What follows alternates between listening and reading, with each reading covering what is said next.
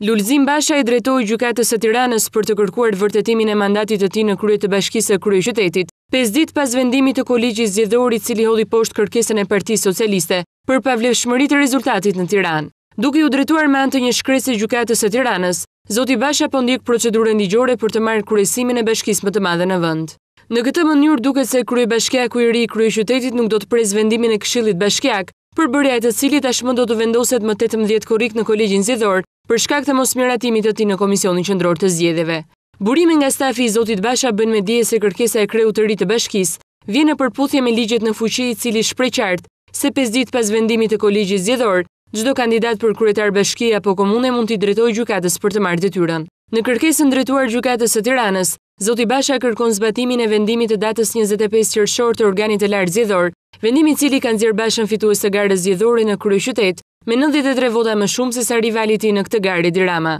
Kjo kërkesë vjen më njëherë pas vendimit të fundit të Kolegjit Zgjedhor, i cili e shpalli Bashën fitues së Bashkisë së Tiranës duke lënë në fuqi vendimin e KQZ-s të datës 25 qershor. Kolegji Zgjedhor vendosi në 8 korrik të rrëzojë kërkesën e Partisë Socialiste, duke lënë në fuqi vendimin e KQZ-s, që shpalli fitues kandidatin e mazhorancës Lulzim Basha me 93 vota.